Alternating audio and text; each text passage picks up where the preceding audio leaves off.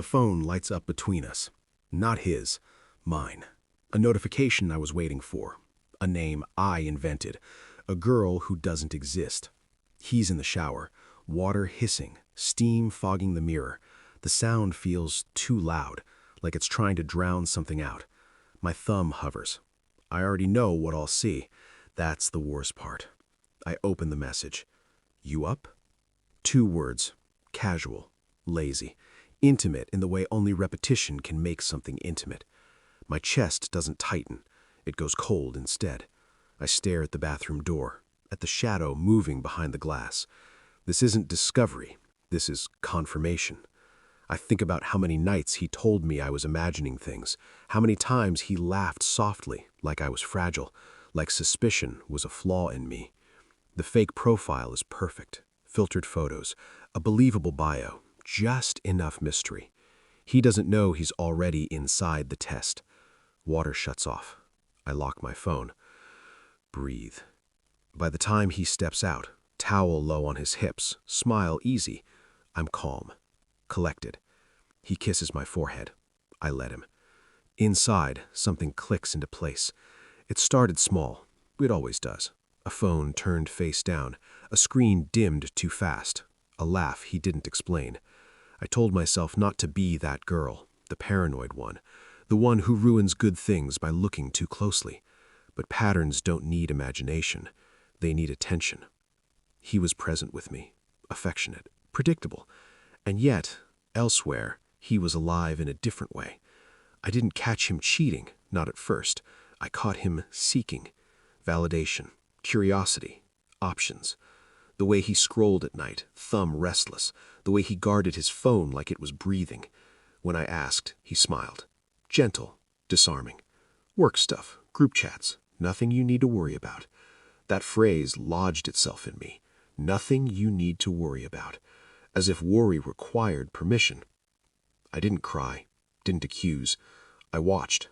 I learned his rhythms, his tells, how he got quiet when he was hiding something, how he over-explained when he lied.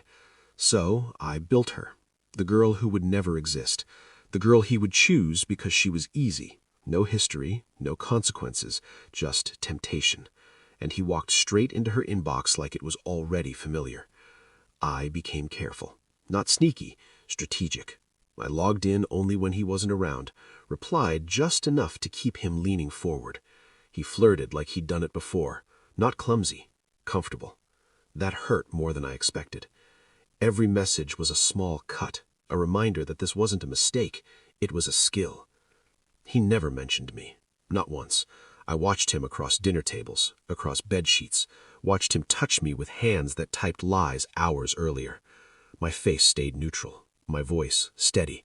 Inside, I cataloged everything. The times, the tone, the escalation. When I suggested meeting, he didn't hesitate, just asked where. That's when something settled in me. Heavy, final. This wasn't about catching him anymore. It was about seeing how far he'd go. I let it continue. Each day my calm sharpened, each night my resolve hardened. He thought he was in control. He had no idea he was already exposed. The evidence wasn't dramatic. No lipstick, no hotel receipts. Just his words, screenshots, timestamps, intent. Proof doesn't need spectacle. It needs clarity. I waited until the night he planned to meet her. I sat across from him on the couch, muted TV, low light. I handed him my phone. No explanation. He scrolled. Color drained from his face in stages. Confusion, recognition, fear. His mouth opened, closed. For once, he didn't know what to say. I watched him carefully, the way his hands shook, the way his eyes searched mine for mercy. I felt nothing. Not anger, not sadness, just distance. Like I was observing a stranger finally realizing the room was locked. I can explain, he said. I shook my head. Not no, just enough. I told him I knew about the others. Not names, not details, just that this wasn't his first time reaching. That was the real blow.